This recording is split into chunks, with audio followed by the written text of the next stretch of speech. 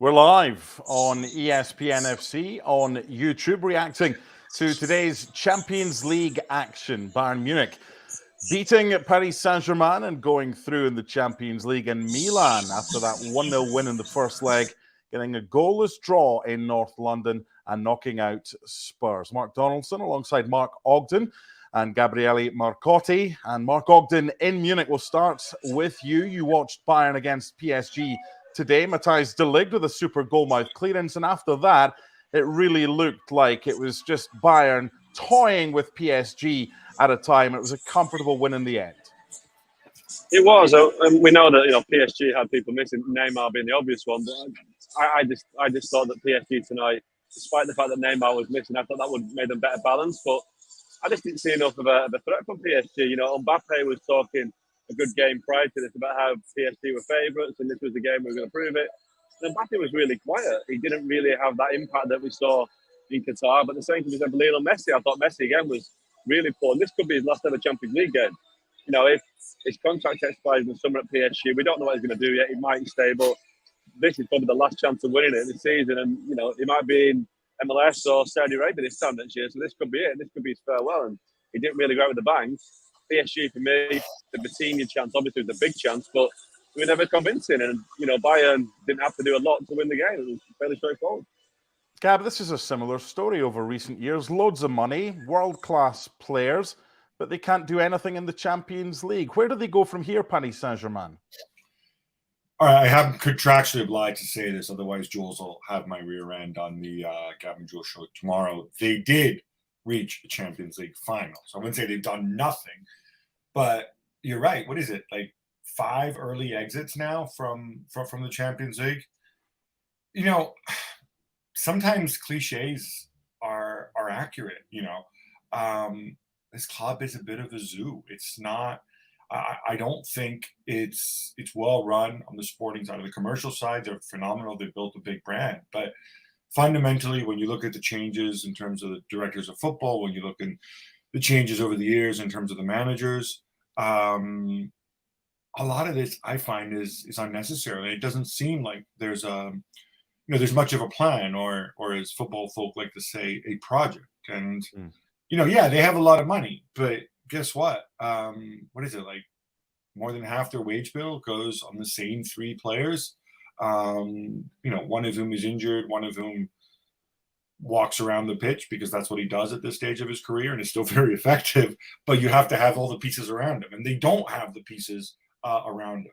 This team isn't built for Messi. It's not really built for Mbappe either. And so if they don't overwhelm you with talent against a better collective, as we saw against Bayern, they pay a heavy price.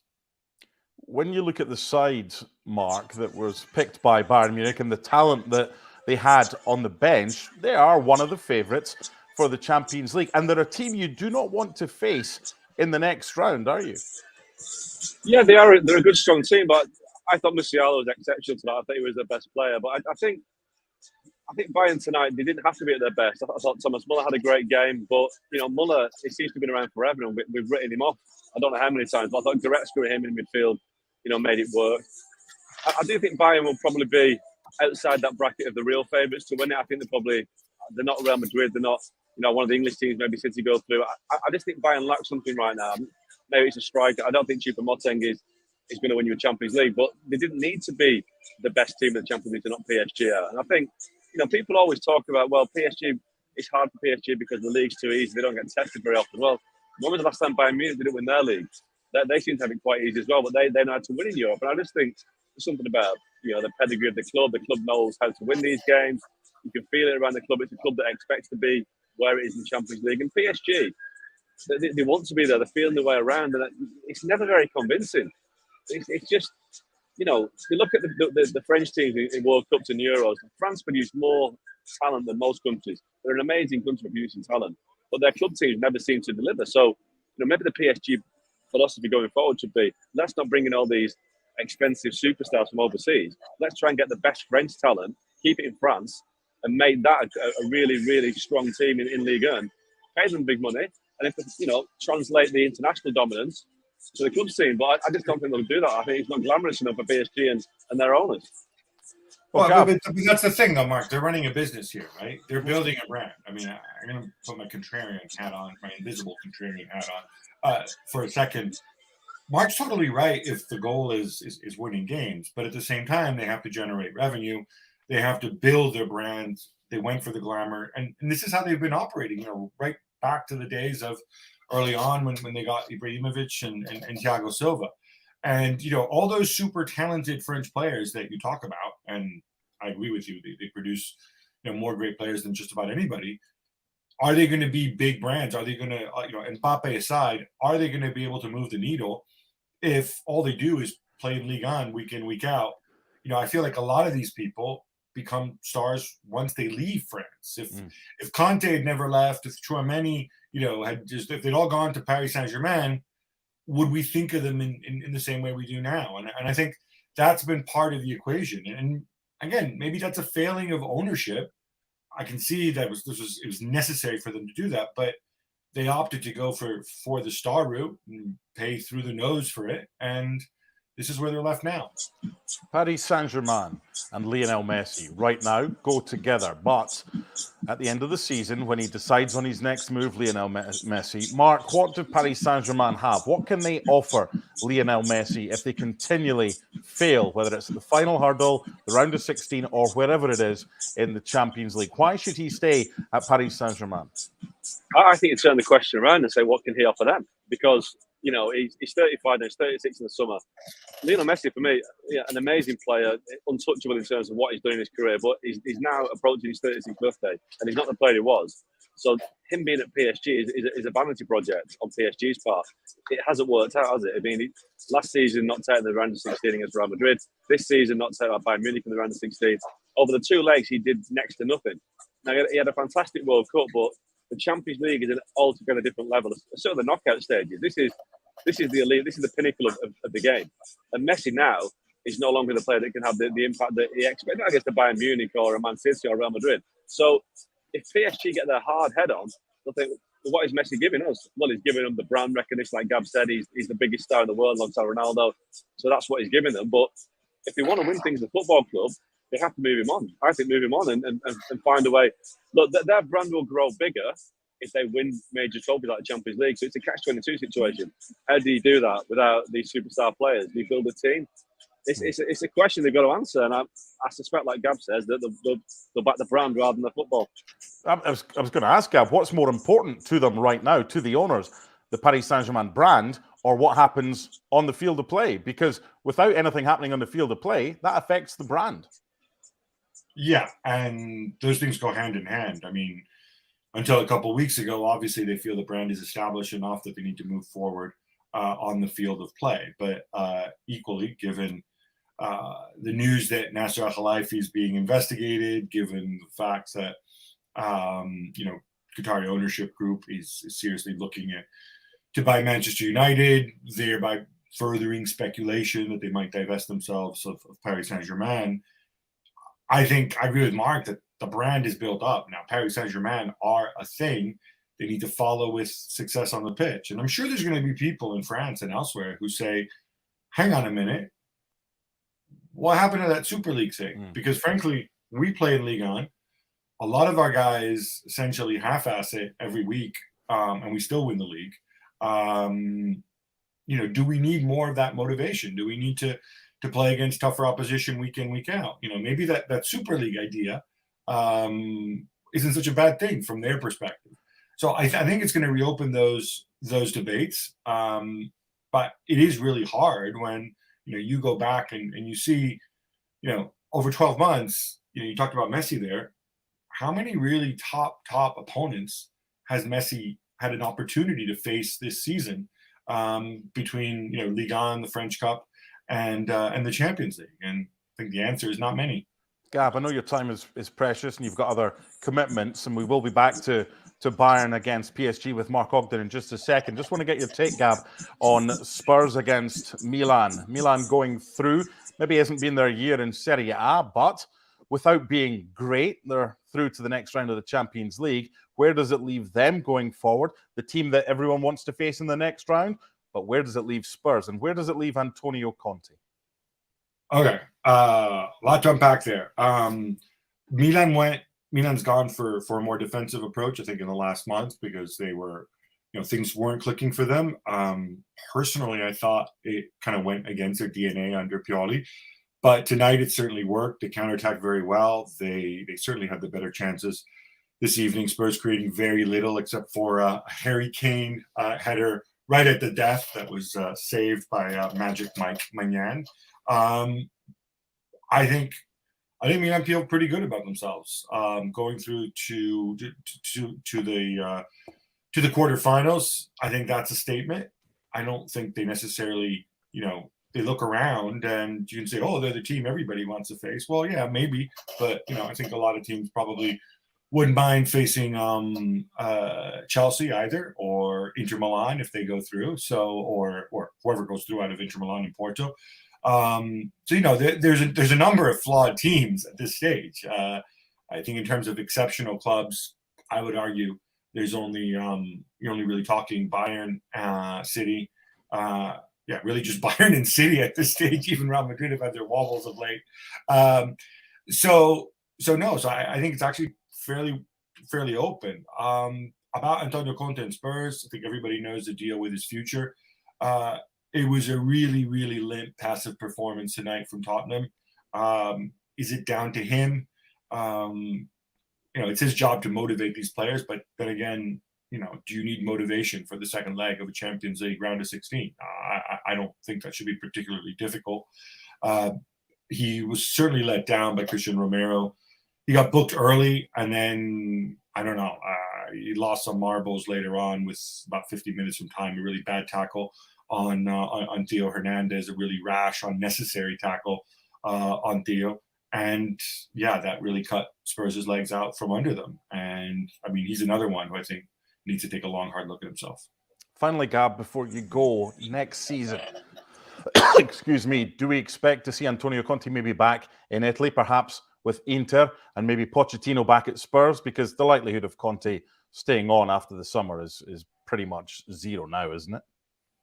I don't think so. I don't think it's zero. I think if they finish top four and he wants to stay and there's no ownership bid, or if the new for Spurs, which this time, who knows, I think it's entirely possible that he sticks around. He has the option for another year.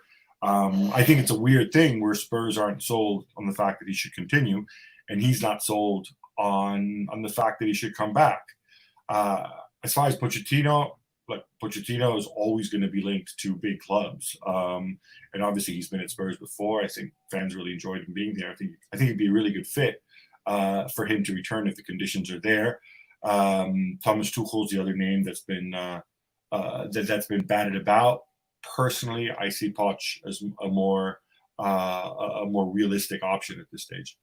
Gab, thank you. We appreciate your time. We're going to head back to Munich now, and Mark Ogden. Before we get back to Bayern Munich against PSG, when you look at Spurs' Champions League record and the games that they're played at home, what would you suggest is the problem, whether it's tonight or whether it's previously, in that it's not White Hart Lane and maybe they haven't produced their best form in the new stadium? Would you agree with that? Yeah, that stadium should be one of their biggest assets in the Champions League, shouldn't it? It's an amazing stadium. It's a noisy stadium. They've got that great bank of fans behind the goal. But, I'm thinking on top of my head now, Ajax have won there, Leipzig have won there, Bayern Munich, I think, scored 7 there.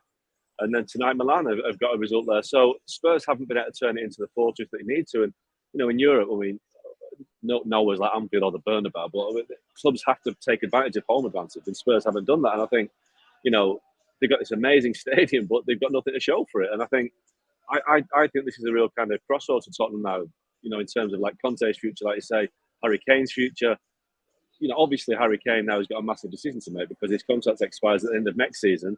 He keeps talking about wanting to win trophies. Well, they knocked out the FA Cup last week. That was a terrible defeat at Sheffield United because that was a real chance for Tottenham, opening up to go the distance in the FA Cup. They're out of that competition, and now they're out of the Champions League. Now, I don't think they're going to win the Champions League, but it's opening up the Champions League this season. I think it's quite an imbalanced last day. It looks like it could be. So, Spurs may have had a chance, but, Conte's not had a great run in the Champions League. So it's a big time for Kane. He has to decide what to do. And I think what he does will decide Tottenham's next 5 years, basically, because he's that big a player. Do they cash in and reinvest in new players, or does he stay, give it another year, and then leave for nothing in 12 months' time? It's a massive, massive moment for Tottenham, for Kane, for Conte.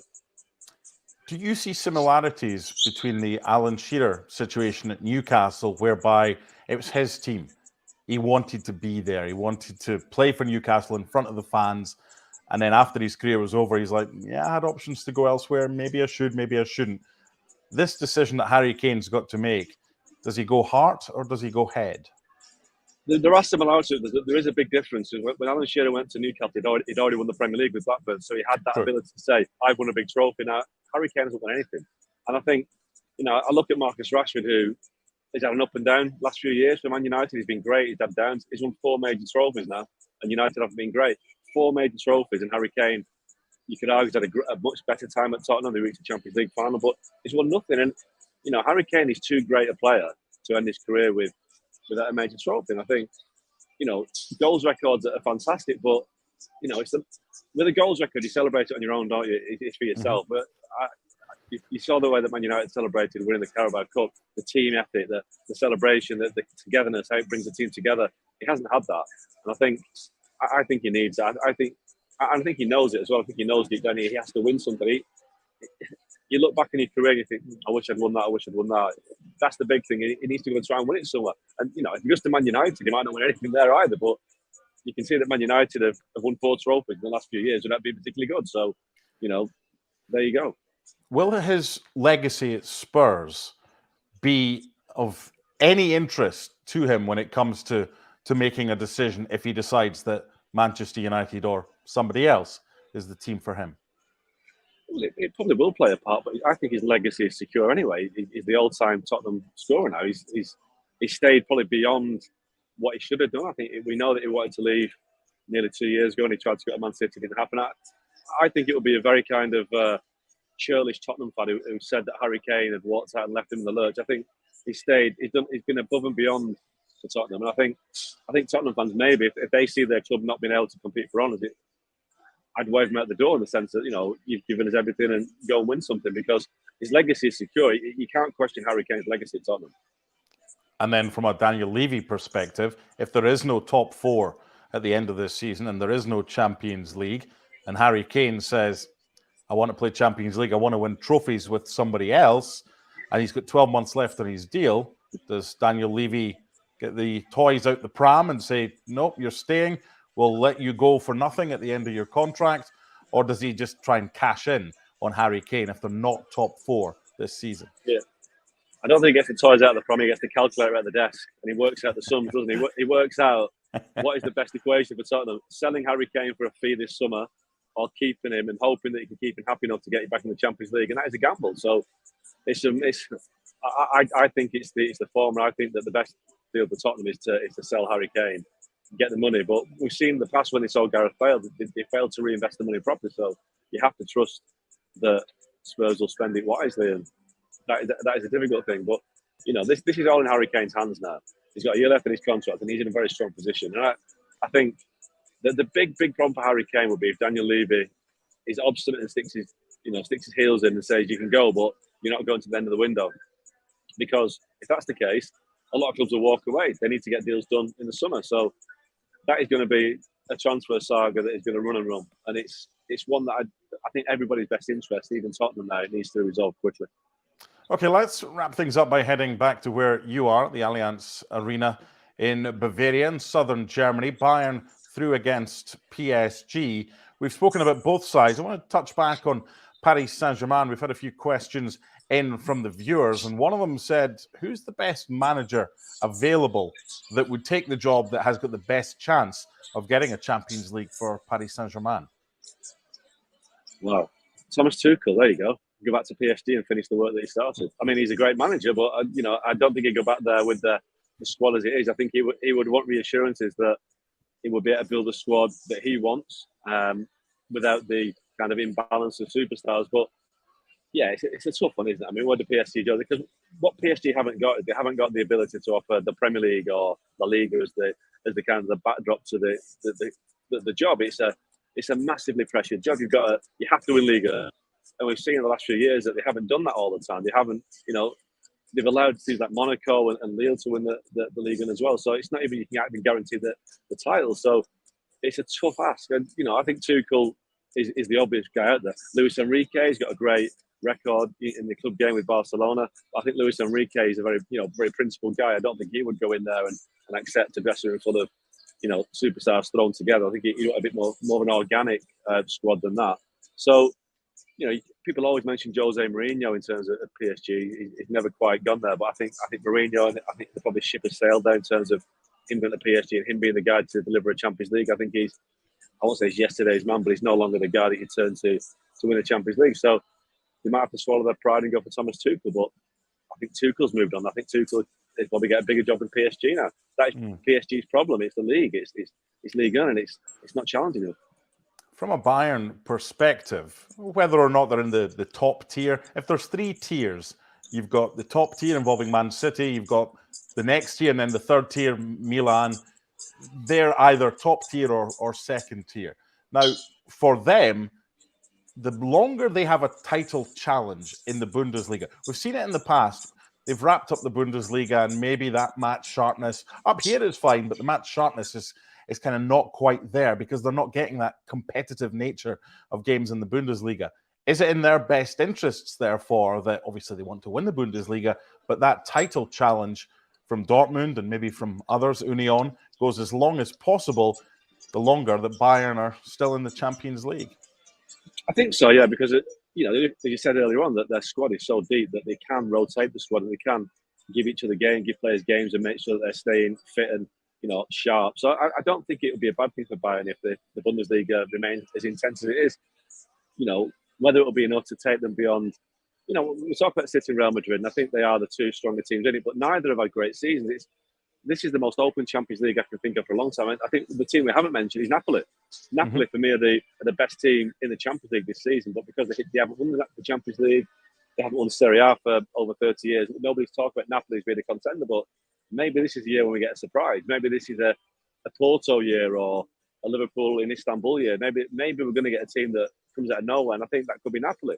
But Napoli have to maintain their form. They're flying at the top of Serie A. But if you put Napoli against Bayern Munich, I would back Napoli to beat Bayern Munich. But then that is taken out of the equation Bayern's pedigree and their ability to get the job done, which they've done tonight. So they're in the mix, but they're not quite in that top bracket of teams. Yeah, there's a lot to be said for horses for courses and those that have been there, done it, and worn the T-shirt and got the medals as well. That'll do us for now. My thanks to Gab Marcotti and to Mark Ogden, who's done a sterling shift at the Allianz Arena watching Bayern against PSG. We'll do this all again tomorrow. Our focus will be on the Europa League, Sporting against Arsenal. Join us then, ESPN FC on YouTube. We will see you again soon. Thanks for joining us. Bye for now.